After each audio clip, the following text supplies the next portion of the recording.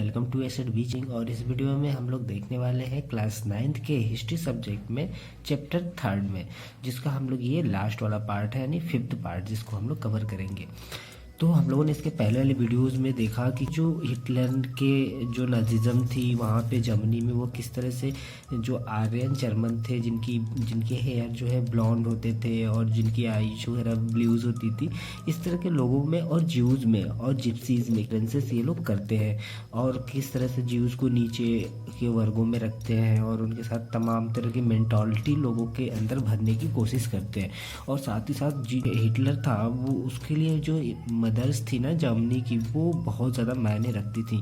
किस तरह से वो लालच दिया करता था कि किसी के अगर जर्मन टाइप के प्योर जर्मन बच्चे अगर होंगे 6 तो उनको सिल्वर मिलेगा, हाँ, और क्रॉसेस मिलेंगे, और जो है जिनके 8 या 8 से ज़्यादा बच्चे होंगे तो उनको जो है गोल्ड के क्रॉसेस वगैरह मिलेंगे। तो इस तरह से मतलब पता चलता है कि मतलब किस तरह का इसका प्रोपोगेंडा रहा होगा। तो वही अब हम लोग आज इस पार्ट में देखने वाले हैं, लास्ट पार्ट में, कि आर्ट ऑफ प्रोपोगेंडा क्या है। आर्ट मीन्स होता है आर्ट, कला, किसी चीज़ की कला। प्रोपेगेंडा का मीन्स होता है यहाँ पे कि किसी चीज़ को बताना, अपना उद्देश्य समझाना लोगों को, या नाजिज्म का जो प्रोपेगेंडा था वो क्या था। तो चलिए देखते हैं। The Nazi regime use language and media with care. जो नाजी रिजिम थी, जो आइडियोलॉजी थी, ये ना जो है ऐसे लैंग्वेज यूज़ करती थी और ऐसे माध्यम यूज करती थी शब्दों का, बहुत देख समझ के, मतलब कुछ भी नहीं, ये फालतू कुछ भी बोल दे, है ना। And opted to great effect, और इसका बहुत ज़्यादा प्रभाव भी पड़ता था लोगों के ऊपर जर्मन के। The terms they coined to describe their various practices are not only deceptive, ठीक है, they are chilling. Nazis never use the words kill और murder in their official communication. जब कभी भी ऑफिशियल कम्युनिकेशन होते थे या कहीं पे रैलीज वगैरह में, पार्टीज वगैरह में, कभी भी जो नाजिज्म था ना, वो कभी भी ऐसे वर्ड यूज़ ही नहीं करता था, जैसे जान से मार दो, उसको मार डालो, वो गलत कर रहा है उसको मारो, ऐसा, या मर्डर कर दो, इस तरह के शब्द नहीं यूज़ करता था। और जबकि मास किलिंग मतलब बहुत ज़्यादा संख्या में उसने लोगों को मारा है, और उसके लिए वो क्या कहता था, स्पेशल ट्रीटमेंट या final solution for the Jews. Jews के लिए ये नहीं कहता था कि ज्यूज गंदे हैं तो उनको जान से मार डालो, ये वो मर्डर कर दो। वो क्या, इनके लिए क्या शब्द प्रयोग करता था, स्पेशल ट्रीटमेंट, कि हाँ भाई ज्यूज का तो स्पेशल ट्रीटमेंट होना चाहिए, यानी ज्यूज का फाइनल सोल्यूशन होना चाहिए। तो इथोनेसिया, वो उनके लिए जो डिसेबल्ड थे, है ना, जो विकलांग थे, सिलेक्शन और डिसइंफेक्शन। तो ये जो है इस तरह के शब्द जो है नाजीज की जो रिजिम थी वो यूज़ किया करती थी। डायरेक्टली किसी को किल कर देना, मर्डर कर देना, ऐसे शब्द नहीं यूज़ करती थी। डू यू नो, क्या आप जानते हैं, what the gas chamber where called. जो गैस चैम्बर वगैरह थे जहाँ पे मारा जाता था ज्यूज वगैरह को, थे क्या कहता था उसको नाजिम, क्या कहता था, they were level disinfection area. वो ये लोगों को इन्फेक्शन है, इनसे दूर रहो, इन लोगों को उठा के डिसइंफेक्शन एरिया में रख दो। ऐसा नहीं कहता था कि उनको गैस चैम्बर में डाल के मार डालो, ठीक है। तो देख रहे हैं ना आप लोग कैसे शब्दों का प्रयोग करता था। And look like bathroom equipped with fake shower heads. तो और जो उसके गैस चैम्बर वगैरह हुआ करते थे ना, वो बिल्कुल एकदम बाथरूम के जैसे लगते थे, ठीक है, और उसमें फेक मतलब गलत, झूठे, ऐसे दिखावटी शॉवर्स वगैरह लगे रहते थे हेड पे, लेकिन उसमें से तो पानी नहीं, गैस आती थी। Media was carefully used to win support for the regime and polarise its world views. तो मीडिया जो है बहुत सावधानी से सपोर्ट को यूज़ करती है और विन कर जाती है पूरे रिजिम में, जिससे कि उसका जो पॉपुलराइजेशन है किसका, नाजिज्म का, वो किस तरह से लोगों के सामने आए। मीडिया जो है बहुत ही अच्छे से इसका यूज़ करती है रिजिम में। Nazis ideas were spread through visual images, films, radios, posters, catchy slogans and leaflets. तो बहुत सारे नाजीज के जो आइडियाज़ थे, जो वो बताना चाहती थी लोगों को, वो सब विजुअल टाइप के इमेजेस से फिल्म बना के रेडियो वगैरह पे, पोस्टर वगैरह में, कैची स्लोगन वगैरह में, है ना, ये लिफलेट वगैरह में, हर तरह से मतलब उसको दिखाया जाने लगा। In poster groups identified as the enemies of Germans were stereotyped. तो जो पोस्टर वगैरह हुआ करते थे वो कैसे हुआ करते थे, एनिमीज के रूप में, कि भाई एनिमीज ऑफ जर्मन कौन है, तो ज्यूज वगैरह के फोटो वगैरह बनाए जाते थे। इस तरह का स्टीरियोटाइप वगैरह जर्मन में चल रहा था। Mocked, abuse and describe as evil. इनको मॉक कर दिया जाता था, एब्यूज गाली दिया जाता था, और ऐसे राक्षस नहीं, ये ऐसा इनको डिस्क्राइब किया जाता था इस तरह के पोस्टर वगैरह फिल्मों से, रेडियो पे और तमाम इमेजेस से। किसको, ज्यूज को। Socialist and liberals were represented as weak and degenerate. जो सोशलिस्ट थे और जो लिबरल थे। सोशलिस्ट कौन से लोग होते हैं जो समाज के हित के बारे में बात करते हैं, ठीक है, और लिबरल कौन से लोग होते हैं वो लोग जो लिबर्टी को ज़्यादा फॉलो करते हैं, मतलब जो चाहते हैं कि भाई चीज़ें आसानी से धीरे धीरे आराम से हो, कोई जल्दीबाजी नहीं, कोई रेडिकल सोल्यूशन नहीं, ठीक है, इस तरह के लोग लिबरल्स होते हैं। तो जो सोशलिस्ट थे और जो लिबरल्स थे ये दोनों जो है आपस में बहुत ज़्यादा कमज़ोर हो गए थे और डिजनरेट हो गए थे, मतलब नष्ट हो रहे थे। दे where attacked as माइल्सियस foreign agents. तो ऐसा इसलिए किया जा रहा था कि जो मीडिया थी वो सोशलिस्ट और लिबरल लोगों को कहा करती थी कि ये हमारे समाज के बहुत ही कमज़ोर हिस्से हैं और ये बहुत ही गलत है, इनका साथ नहीं देना चाहिए। और ऐसा इन लोगों को बताया जाता था सोशलिस्ट और लिबरल्स को कि भाई ये लोग तो फॉर्जिन एजेंट है, ठीक है, मैलिशियस फॉर्जिन एजेंट है, ये तो देशद्रोही है, इनकी बातों को नहीं मानना चाहिए। ऐसा मीडिया जो है जर्मन के लोगों को बताया करती थी। तो propaganda films were made to create hatred for Jews. बहुत सारे प्रोपेगेंडा टाइप के फिल्म वगैरह बनाए गए जिससे कि ज्यूज से लोग नफरत करें, नफरत फैलाने के लिए बहुत सारे मूवीज फिल्म्स बनाए गए। The most infamous film was the internal ज्यू। ये मूवीज बनी है इन्हीं पे, ज्यूज पे, द इंटरनल ज्यू। Orthodox Jews way stereotype and marked. ये सब भी जो है स्टीरियोटाइप टाइप के मूवीज वगैरह बनाए गए हैं। They were shown with flowing breeds wearing kaftans, whereas in reality it was difficult to distinguish German Jews by their outward appearance because they were a highly assimilated community। तो वैसे तो इन लोगों को दिखाया जाता था ज्यूज वगैरह को लंबी लंबी दाढ़ी और बहुत सारे कप्तान वगैरह पहने हुए, है ना, लेकिन अगर रियलिटी की बात करें हम लोग तो रियलिटी में बहुत ही ज़्यादा डिफिकल्ट हो जाएगा किसी व्यक्ति के लिए कि वो जर्मन के ज्यूज में और जर्मन के जो आर्य है, जो ब्लॉन्ड वगैरह की बात कर रहे थे हम लोग, उसमें उन दोनों में अंतर करना मुश्किल हो जाएगा। क्यों? क्योंकि उनकी जो अपीयरेंस थे, जो उनके रहन सहन थे, जो पहनावे थे, जो स्टाइल थे, बोलने के, चलने के, कुछ भी करने के, वो सब जो है बहुत ज़्यादा सिमिलर हुआ करते थे, सब एक ही जैसे हुआ करते थे, तो बहुत ज़्यादा मुश्किल हो जाता था। लेकिन इस तरह से देखिए कितना मुश्किल है डिस्टिंग्विश करना between the German Jews and the pure German जो थे वो दोनों लोगों में, है ना।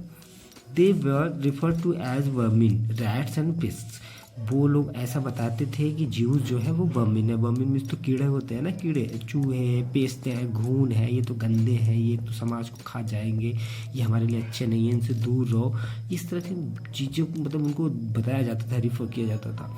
There movement they compare to those of rodents. Rodents मतलब रेंगने वाले, तो ऐसा कंपेयर किया जाता था कि भाई ये लोग तो रोडेंट है। Nazism work on the mind of people. जो नाजिज्म था वो लोगों के दिमाग पर चलने लगा था, काम करने लगा था, छा गया था।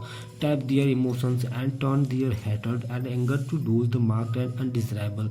तो ऐसे इतना ज़्यादा प्रभावकारी हो गया था नाजिज्म लोगों के अंदर, मतलब एक ही चीज़ आप सोचिए, बार बार आपको हर जगह दिखाई दे नाजिज्म जिस तरह से कर रहा था, हम लोग अभी देखते आए हैं सभी पार्ट में। तो लोग जो है ना वो उनको सच में लगने लगा भाई नाजिज्म सही कह रहा है, और लोगों के ऊपर भी इसका असर देखने को मिलता था। The Nazis made equal effort to appeal to all the different section of population. तो जो नाजीज था ना वो चाहती थी कि भाई एक ऐसा डिफरेंट सेक्शन हो हमारी सोसाइटी का जहाँ पे कोई नाजिज्म ही हो, वहाँ की ही पॉपुलेशन हो। They sought to win the support by suggesting that Nazis alone could solve all their problems. और वो लोगों को यह भी समझाया करते थे, और इस तरह के सपोर्ट उन लोगों को मिल गया। कैसा सपोर्ट? वो ऐसा कहते थे, जो नाजिज्म के लोग थे ना वो ऐसा कहते थे लोगों को भाई कि नाजी ही एक ऐसी पार्टी है या नाजिज्म ही एक ऐसा आइडियोलॉजी या समाज का स्ट्रक्चर है जो कि उनकी समस्याओं को सॉल्व कर सकता है, ऐसा लोगों को बताया जाता था। ये फिगर है तो ब्रोज आप देख सकते हैं, ये फिगर है नाजीज पोस्टर अटैकिंग ज्यू, कि भाई ज्यूज जो हैं वो इस तरह से हमारा पैसा लेके गठिया के सब बैठे हैं, हम लोग के ऊपर बैठे हैं, ये सब तो समाज को खोखला कर रहे हैं, खा रहे हैं, हम लोग को कमज़ोर कर रहे हैं। इस तरह के पोस्टर वगैरह देखिए बनाए जाते थे। German father to belong to Hitler भाई, ये इम्पोर्टेंट नहीं है, आप लोग इसे देख सकते हैं, बहुत ईजी है। और सम इम्पॉर्टेंट डेट्स, ये आपके लिए इम्पोर्टेंट है, इसको एक बार ज़रूर आप लोग ध्यान दीजिएगा और इसको अंडरलाइन भी कर लीजिएगा। जैसे कि 1 अगस्त 1914 में फर्स्ट वर्ल्ड वार बिगेन हुई थी, और 9 नवंबर 1918 में क्या हुआ था, जर्मनी जो है ना कैपुलेट्स हो गई थी और इन वार जो है एंड हो गया था। ठीक है। और नवंबर जो है 9 और 1918 में क्या हुआ था, प्रोक्लेमेशन हो गया था किसका, वेम्बायर रिपब्लिक का। और 28 जून को ट्रीटी ऑफ वर्साइल बनी थी 1919 में, ठीक है। और 30 जनवरी 1933 में क्या हुआ था, हिटलर जो है चांसलर बना था, कहाँ का, जर्मनी का। 1 सितंबर 1939 में जो जर्मनी थी वो जो है पोलैंड पे कब्जा कर लेती है और सेकेंड वर्ल्ड वार स्टार्ट हो जाता है। जून 22 और 1941 में जर्मनी जो है यूएसएसआर पे हमला कर देती है, या ये कह लीजिए कि इस समय ये हार जाती है इससे, ठीक है। जून 23 1941 में बहुत सारे ज्यूज़ का जो है लाखों करोड़ों की संख्या में ज्यूज़ का मर्डर करना शुरू हो जाता है, मतलब ये इसकी इनकी शुरुआत हो जाती है। दिसंबर 8 1941 में क्या हुआ था, यूनाइटेड स्टेट जो है सेकेंड वर्ल्ड वार को ज्वाइन कर लेती है। और 27 1945 में जो सोवियत ट्रूप्स थी वो लिबरेट कर देती है किसको, ऑस्ट्रिच को। तो ऑस्ट्रिच कौन है, वही जो वो लोग थे जिनको मार दिया जाता था, तो उन लोगों को जाके यहाँ पे ये सोवियत ट्रूप के जो सैनिक थे वो जाके इनको बचा लेते। 8 मई 1945 में जो एलीट थी वो उन्होंने पूरा यूरोप पे जो है विक्ट्री पाई थी, यूरोप में विक्ट्री पाई थी। अब हम लोग देखेंगे ordinary people and the crimes against humanity. तो ऑर्डिनरी पीपुल जो लोग थे, जो ऑर्डिनरी पीपुल थे वो, और जो क्राइम हुए ह्यूमैनिटी के खिलाफ, जो क्राइम हुए, जो अपराध हुए जर्मनी में, वो क्या थे, कैसे हुए, कैसे क्या रिएक्ट करते हैं लोग उनको देख के। तो how did the common people react to Nazism, Nazism को कॉमन लोग, एक सामान्य व्यक्ति किस प्रकार से रिएक्ट करेगा, क्या कहेगा इसको, ये कैसा था। Many saw the world through Nazis eyes and spoke their mind in Nazi language. बहुत से लोग जो हैं नाजिज्म को नाजीज की आंखों से ही देखते हैं, और बहुत से लोगों के दिमाग में भी उन नाजीज की लैंग्वेज बसती है, यानी वो उसका प्रयोग करते हैं। They felt hatred and angered surge inside them when they saw someone who look like a Jew. वो इतना ज़्यादा उनके अंदर वो बस गया था नाजिज्म जो है वहाँ के जर्मनी के लोगों के अंदर, कि वो बहुत ज़्यादा गुस्सा हो जाया करते थे, नफरत करते थे जब कभी भी वो किसी को ज्यू की तरह दिखता हुआ पाते थे, यानी कोई भी ज्यू की जैसा दिख जाता था उससे बहुत ज़्यादा नफरत और गुस्सा वहाँ के जो लोग थे वो करने लगते थे। They mark the houses of Jews and reported suspicious neighbours. वो आसपास अगर किसी के घर के आसपास ज्यूज रह रहा है तो उसको जो है मार्क करते थे कि ये देखो ज्यूज है, ये है, वो है। और दूसरा चीज़ बहुत ही ज़्यादा सस्पिशियस टाइप के काम करते थे, मतलब अच्छा व्यवहार नहीं रखते थे। They genuinely believe Nazism would bring prosperity and improve general wellbeing. इन लोगों का, ऐसे लोग जो करते थे ना, वो उनका मानना था कि जो नाजिज्म है वो ही प्रॉस्पेरिटी और इम्प्रूव लाएगी हमारे सभी लोगों के बीच में। But not every German was a Nazi. लेकिन ऐसा भी तो नहीं था कि पूरा जो जर्मन था वो पूरा नाजिज्म को ही मानता हो, सभी लोग नाजी ही हो। Many organised active resistance to Nazism braving police repression and death. बहुत से लोग ऐसे थे एक्टिव रेजिस्टेंस में, नाजिज्म के ही जो लोग थे उनमें से ही कुछ बहुत से लोग ऐसे थे जिनको लगता था कि भाई ये जो पुलिस रिप्रेशन करती है, डेथ करती है, ये सारी चीज़ें जो है तो गलत हो रही है, नाजिज्म तो गलत कर रहा है। The large majority of Germans however were passive onlookers and empathetic witness. They were too scattered to act, to defer, to protest. वो ऐसा उनको लगता था कि भाई ये जो जर्मन में इसमें जो चल रहा है, जो नाजिज्म कर रही है, ये जो है बहुत ही गलत है, ऐसा नहीं होना चाहिए। और they prefer to look away. वो लोग इसका कुछ सोल्यूशन खोजने के लिए सोचा करते थे। पास्टर जो नेमलॉर्ड थे, a resistant fighter, observe an absence of protest an uncanny silence among ordinary Germans in face of brutal and organized crimes committed against people in the Nazi Empire. He wrote movingly about his silence. तो ऐसे लोग जो Nazism से जुड़े थे, जो उनमें काम कर रहे थे, चाहे वो पुलिस सेक्शन रहा हो या फिर कोई और भी ट्रूप्स रही हो, वो लोगों में जिन लोगों का ये मानना था कि भाई नाजिज्म तो गलत कर रहा है, उनको ऐसा नहीं करना चाहिए ज्यूज के साथ, तो ये लोग जो ऐसे लोग थे ना, ये लोग बेचारे कुछ नहीं किए, बस चुपचाप इसको देखते रहे। तो ये लोग अपनी इन्हीं फीलिंग्स को कुछ इस तरह से एक्सप्रेस कर रहे हैं, जैसे first they came for the communist, well I was not A communist, so I said nothing. तो कह रहे हैं, वो लोग कहते हैं कि भाई जब वो लोग कम्युनिस्ट के लोगों के खिलाफ थे, उन लोगों को मार रहे थे, तो हम लोग तो उसमें कम्युनिस्ट थे नहीं, तो हम लोगों ने कुछ नहीं किया, हम लोग चुपचाप बैठे रहे, देखते रहे। Then they came to the social democrats, well I was not a social democrat, so I did not nothing. तो फिर वो बाद में फिर सोशल डेमोक्रेट्स के पास आते हैं, लेकिन हम लोग तो सोशल डेमोक्रेट थे नहीं, तो हम लोग ने फिर भी कुछ नहीं किया। वो लोग मरते गए, वो लोग मारते गए, हम लोग देखते गए। फिर उसके बाद हम लोग जो उन लोगों ने जो है ट्रेड यूनियन के पास गए और उनको मारना शुरू किए, ठीक है। तो हम लोग ट्रेड यूनियन तो थे नहीं। उसके बाद वो लोग ज्यूज़ के पास गए, ठीक है। तो उस समय भी हम लोग ज्यूज़ तो थे नहीं, है ना। फिर जब वो ज्यूज़ को भी मार दिए, तो फिर वो मेरे पास आए अंत में। अब बताओ, अब हम लोगों के पास आए तो हम लोगों के लिए तो कोई बचा ही नहीं था, क्योंकि हम लोगों ने किसी के साथ तो हम खड़े ही नहीं हुए थे, तो कोई बचा ही नहीं, तो फिर हमारे लिए कौन खड़ा रहेगा, ठीक है। तो इस फीलिंग से आप लोग समझ सकते हैं कि मतलब किस तरह से नाजिज्म में गलत काम हुआ। नाजिज्म में की आइडियोलॉजी जो थी वहाँ पे जर्मनी में किस तरह से वो बिहेव करती थी, और मतलब देख रहे हैं, मतलब फील कर रहे होंगे कि किस ये लिखी हुई है। What Jews felt in Nazi Germany in a different story altogether। हम लोग बहुत सारी चीज़ें सुन सकते हैं, अलग अलग स्टोरी सुन सकते हैं नाजिज्म के बारे में जो जर्मनी में थी, जो ज्यूज़ के साथ क्या हुआ, जो नाजिज्म ने क्या किया जर्मनी में, ये इसके बारे में हम लोग अलग अलग कहानियाँ सुन सकते हैं, जान सकते हैं। जो चार्लोट ब्रैड्स स्कैटी हैं, इन्होंने जो है ना बहुत ही ज़्यादा चीज़ों को रिकॉर्ड किया है, जो उन लोगों के ड्रीम्स को रिकॉर्ड किया है अपनी डायरी में, और बाद में उस डायरी में लिखी हुई बातों को इन्होंने पब्लिश भी किया है। और उनका एक हाईली डिस्कॉन्स्टिंग बुक रही है, उनका नाम है थर्ड रीच ऑफ ड्रीम्स। तो इस बुक में क्या लिखा था, इसमें उन्होंने लोगों के ड्रीम्स के बारे में लिखा था। कौन से लोग जो नाजिज्म में उस समय रह रहे थे, जिनको बहुत परेशानियां हो रही थी, और वो लोगों की बातें भी, उन लोगों की भी ड्रीम्स लिखी हुई थी जो नाजिज्म से जुड़े थे, फिर भी वो नहीं चाहते थे ऐसा करना, फिर भी उनको करना पड़ता था। She describes how Jews themselves began believing in the Nazi stereotype about them।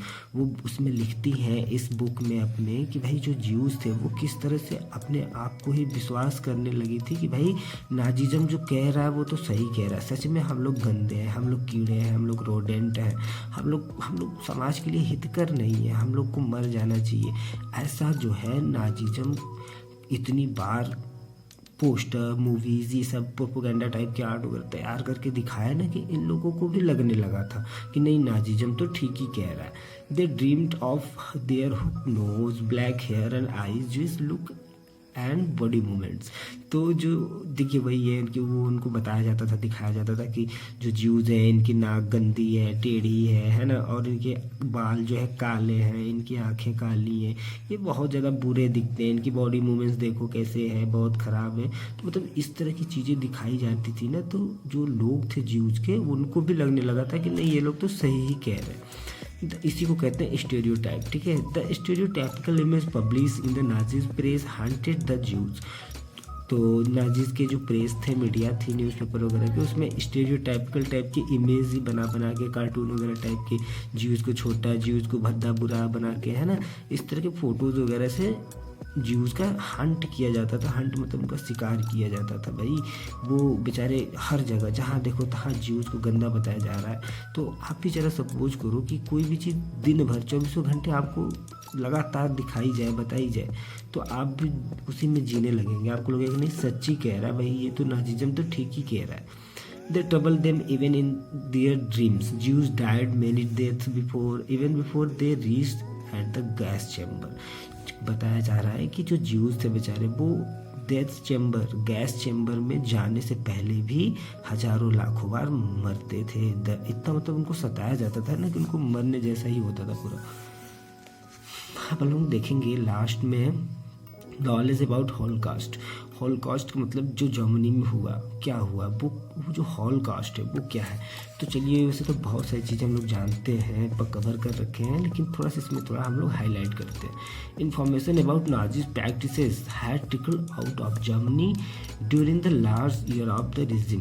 जो रिजिम थी वहाँ पे जर्मनी में, तो हम लोग अगर इन्फॉर्मेशन की बात करें नाजीज की, जो उसने किया वहाँ पे जर्मनी में लोगों के साथ, तो but it was only after the war ended that Germany was defeated that the world came to realize the horrors of what had happened। तो ऐसा जो हम लोग आज जान पाते हैं कि नाजीज ने क्या किया जर्मनी में, ये सारी चीज़ों को, ये सब हम लोग कब जान पाए हैं, कब, जब वर्ल्ड वार जो है ख़त्म हुआ। यदि जर्मनी नहीं हारता तो शायद ही हम लोग यह जान पाते कि जर्मनी में क्या हॉरर टाइप के होलोकॉस्ट हुए हैं, क्या घटनाएं घटी हैं जो अभी हम लोग देखिए जैसा कवर किए हैं, ज्यूज और वो सब हैं। तो उस तरह की बहुत सारी ऐसी हॉरर घटनाएं हम लोग नहीं जान पाते यदि जर्मनी सेकेंड वर्ल्ड वार में नहीं हारता तो। While the Germans were preoccupied with their own plight as defeated nation emerging out of the rubble, the Jews wanted to remember the atrocities and sufferings they had endured during the Nazis' killing operation, also called the Holocaust. As it hides, a ghetto inhabitant had said to another that he wanted to outlive the war just for half an hour.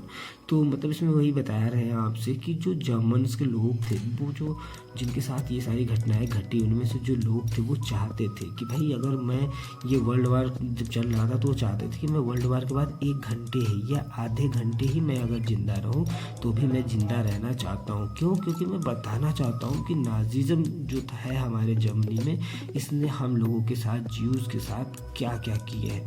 ये जो Holocaust रहा है, घेट्टो क्या था, घेट्टो जहाँ पर Jews वगैरह को भेजा जाता था, रखा जाता था अलग से, तो वो जो घेट्टो है वहाँ पे लोगों के साथ क्या किया गया, कितने प्रकार के अत्याचार, क्राइम किए गए, ये सब मैं बताना चाहता हूँ, यही इसमें बता रहे हैं। और लेकिन जो बाद में this indomitable spirit to the bear witness and to preserve the documents can be seen in many ghetto and camp inhabitants who wrote diaries, kept notebooks and created archives। तो ये सारी चीज़ें हम लोग कहाँ से जान पाते हैं? वही जो लोग अपनी डायरी में नोट करते थे, जो नोटबुक बनाया करते थे, जो क्रिएटिव टाइप के अचीवमेंट्स वगैरह किया करते थे, उन लोगों के द्वारा ही तो ये सब हम लोग जान पाते हैं। और भी वैसे भी बहुत सारी मूवीज़ वगैरह भी इस पर बनाई जा चुकी हैं। On the other hand, when the war seemed lost, the Nazi leadership distributed petrol to its functionaries to destroy all incriminating evidence available in the offices। तो बाद में जब जर्मनी हारने लगती है तो ये अपने ऑफिसर्स वगैरह को पेट्रोल वगैरह भिजवाती है और कहती है कि जाओ जितने भी इनक्रिमिनेटिंग टाइप के एविडेंस हैं हमारे ऑफिसर्स में, जो प्रूफ है, उनको जाके जला दो, तबाह कर दो, नष्ट कर दो। तो सोचिए कितना उसने जलाया होगा, फिर भी उससे बचा जो उतना हम लोग आज जान रहे हैं। तब जानिए कि कितना हम लोग समझ रहे हैं कि इतने में ही अगर उसने ये किया है तो सोचो अगर वो एविडेंस होते, जो बचे होते, जो जले नहीं होते, तो हम लोग कितना कुछ समझते कि क्या जर्मनी में इन लोगों ने, नाजिज्म के लोगों ने किया था। Yet the history and the memory of Holocaust live on memories, fiction, documentary, poetry, memorials and museum in many parts of the world today। आज के समय में लोगों के दिमाग में, दिल में, ठीक है, डॉक्यूमेंट्रीज में, पोएट्री में, मेमोरियल्स में या म्यूजियम में कह लें या फिर कहीं भी, हर जगह लगभग पूरे वर्ल्ड में आज के समय में इनकी यादों को बसा के रखा गया है। होलोकॉस्ट जो हुआ, जो जर्मनी में हुआ, जो नाजिज्म के लोगों ने मिल के किया, वो सारी चीज़ों को इस तरह से रखा जाता है याद के तौर पे। These are a tribute to those who resisted it, an embracing reminder to those who collaborate and a warning to those who watched in silence। तो यह जो था, जो होलोकॉस्ट है, यह किस तरह का रेस्ट्रिक्ट करता है, ये कहता है कि भाई उन लोगों को रिमाइंडर देता है, ये कोलोबरेटेड लोगों को, जो कि उस समय लोगों के साथ वहाँ पर उन लोगों ने किया, जो नाजिज्म के लोग थे, उन लोगों ने जो ज्यूज़ के साथ किया, ठीक है। तो जो नाजिज्म के लोग थे वो भी तो चाहते थे ना कि हम ये सब ना करें, लेकिन फिर भी उन लोगों ने किया। तो उन लोगों के लिए यह जो है कोलोबरेट है, रिमाइंडर है कि वो किसी के और के साथ ऐसा ना करें।